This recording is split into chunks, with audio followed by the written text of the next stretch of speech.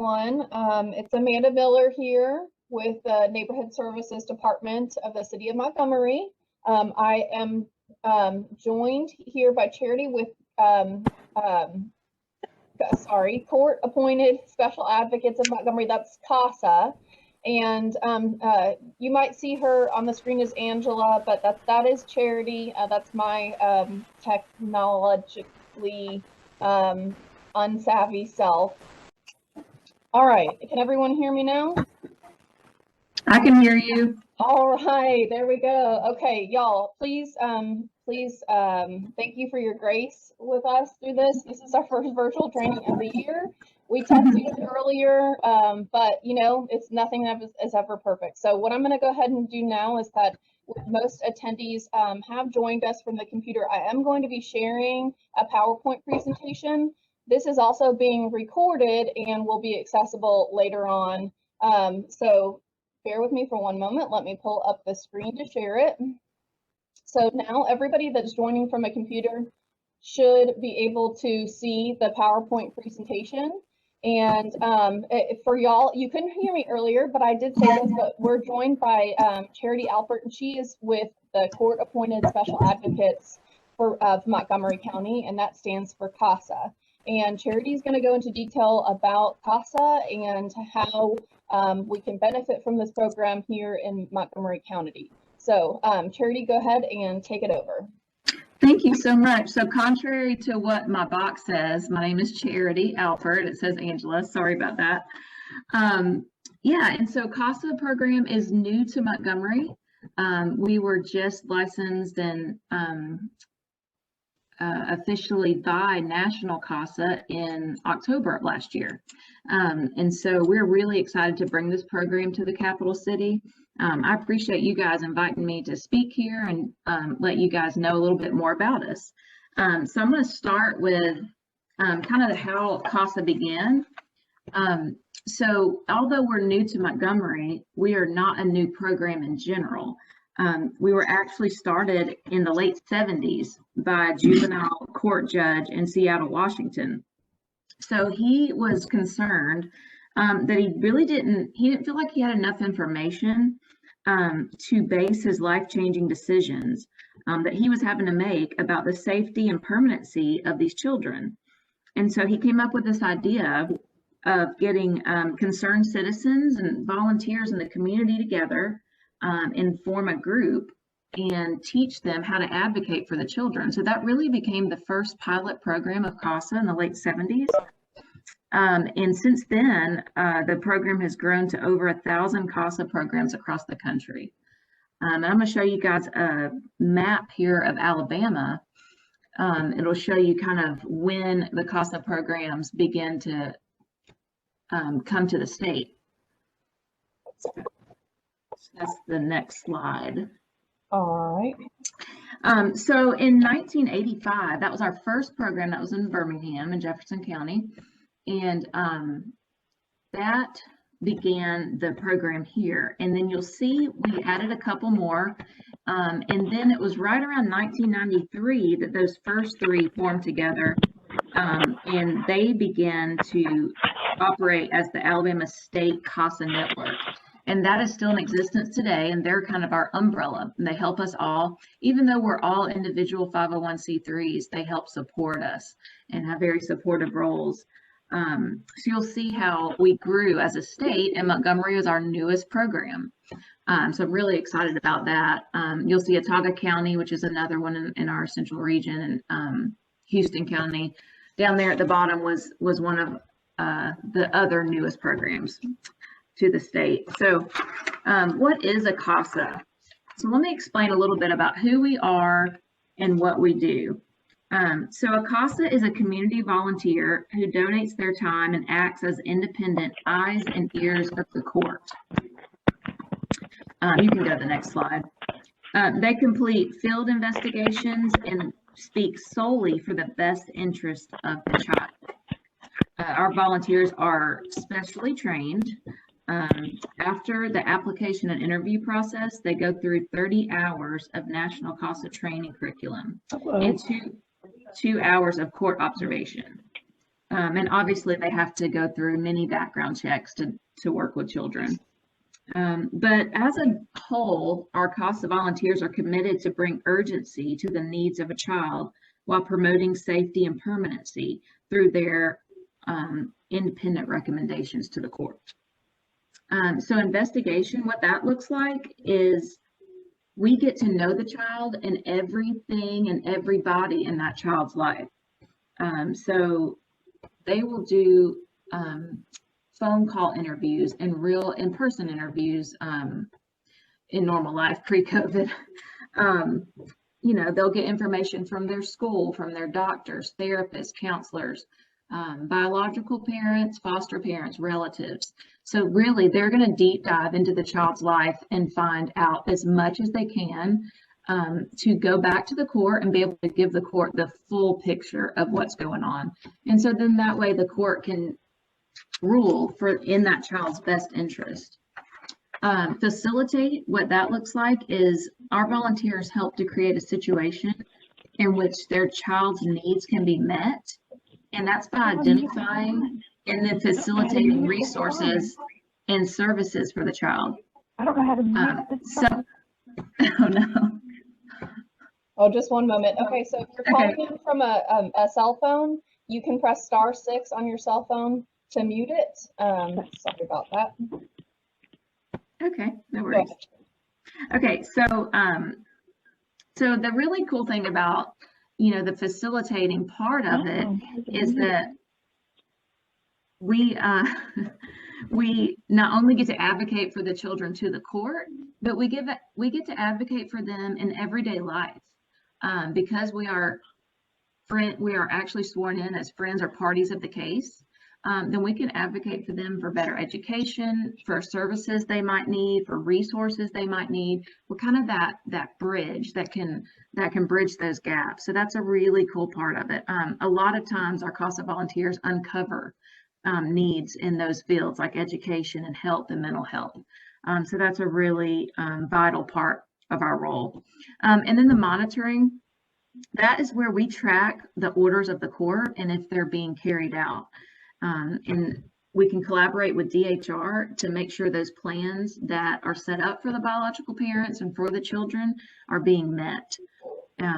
Advocacy, that is us speaking up for the child in all of those areas, as obviously as well as court. So we really can bring a measure of consistency to the life of an abused or neglected child, which is otherwise characterized by constant change, uncertainty, and fear. And who can be a CASA? That is any concerned community volunteer that is over 21, passionate about helping children and building a stronger community, and that will complete the training and pass the background checks. And that's it. There's no education, specific education needed or any training. We give our volunteers the training they need to be a CASA. So let's look at our crisis. So some of you may know, so we have a good many children right now. We have, last I heard, our reporting last month was 210 children right now in our county court system. And we are advocating for 8 of those children so far. So we have a ways to go. Obviously, our goal is to have an advocate for each and every child eventually. And,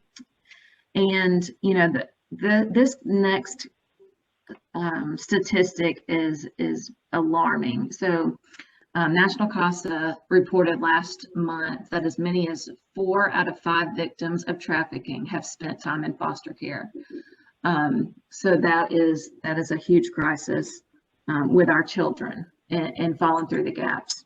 And then our COVID related issues are that our children are really in some dangerous situations because they are in homes that could be volatile, that could be harmful, and they're not being in class as much because we're having to go virtual. And so teachers, who are our #1 mandated reporter, are not seeing these issues. So we really feel like we're going to have growing cases, and we already know of through our Child Protect services here in Montgomery that the cases are on the rise. So we believe that pairing one caring adult to each of these children will make a difference, will make a huge difference. So let me tell you guys about the goals program.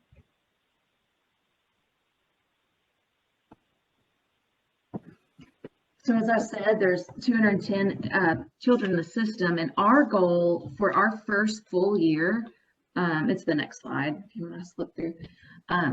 Our first full year here is to put 25 CASA volunteers into practice this year, which would effectively serve around 75 children, because we put one CASA advocate to a case, but that case might have multiple siblings. So we just estimate 2 to 3 children per case. So we're actually doing really good with this goal. It's a very good possibility that we could reach that by middle or end of summer. So very excited about the community support that we've already received in our first few months. But our ultimate goal with each case is to reunify the children with their families. That's first and foremost, if at all possible. We want to ensure that every child has a safe, permanent home. We advocate for the child's needs and wishes and their best interest. And again, I said we put one volunteer to one case for the duration of that case. And that, again, establishes that consistency. And then we work to collaborate with all those parties. So just like I said, when we were talking to everybody about the child and whoever's in their life, so the DHR, the guardian ad litem, the attorneys for the parents, relatives that might be involved, anybody and ever, we want to collaborate with them, all for the best interest of that child. So let me show you guys the outcomes. So this is really neat. Even though we're new to Montgomery, we've been around, for almost 40 years. So it's really cool that we have these studies that show these outcomes that are listed there. So we show that when an advocate is paired with a child, they are half as likely to re-enter foster care. They spend less time overall in foster care because we're working to find better placements. We're working to find adoption. They're more likely to be adopted and more likely to do better in school. We've seen higher graduation rates and improved behavior across the board. So, that is what an advocate can bring to a case and to a child. So I am happy that is it. I'm going to have Amanda put up my last slide, which is my contact info if you guys want to save this, but I'm happy to answer any questions you might have. I received a couple questions in the chat, but also, and if anybody has a question, you should be able to unmute yourself and ask. I'll give anyone the opportunity to ask a question first before I ask these questions in the chat.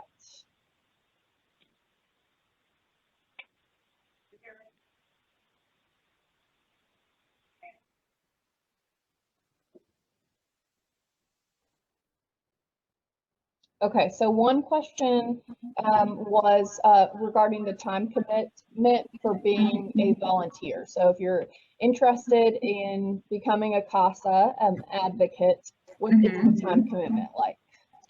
That's a great question. So again, we do ask for the full length of your commitment to be either a year or the life of a case. But as far as what that looks like in everyday life is there's an estimate of 10 to 15 hours a month it takes to manage a case. And again, your one requirement is that you meet with the child or children once a month. That's the minimum. Maximum's up to you. But the minimum is meeting with the child physically as safe as possible so that we're seeing those children, we're getting our eyes on them, we're knowing how they're acting, reacting, what they look like.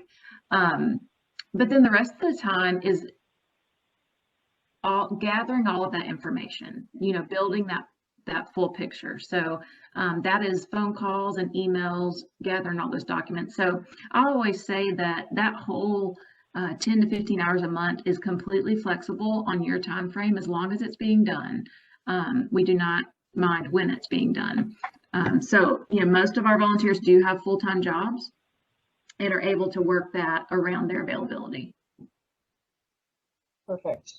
Okay, and then if someone were to express interest in becoming a CASA, are are there certain, for the classes, are there certain times of year that you're hosting those classes? Yeah, so we have done our training we've done a month training. And what that looks like is 4 weeks of classes. All of those are online except for one meeting at the end of the month we do in person. And I roll those every month. So at the beginning of the month, we're starting new classes. And at the last Saturday of the month, we're finishing our last training. And so I will tell you a little bit about the pre-training process. So if anyone's interested, they can go to our website, which was listed there, casaofmontgomerycounty.org, and click on volunteer. And it's just a little short web form, and it just gets you more information and gets you in touch with me. But we work through an application process, which includes an application, 3 references, an interview, and background checks. So those usually take, a couple of weeks to kind of work through as we're waiting for those to come back. And then you'll be ready for the next training that next month would be available. Perfect, that makes sense. And I can speak to that. Actually, I've just been going through the training to become a CASA myself, and the time commitment for the training has been really easy on my schedule, really easy to work in. So I can't speak highly enough of how accommodating the training process is with everything else that someone might have going on in their lives. Absolutely. We try to make it as easy as possible because it is a big commitment.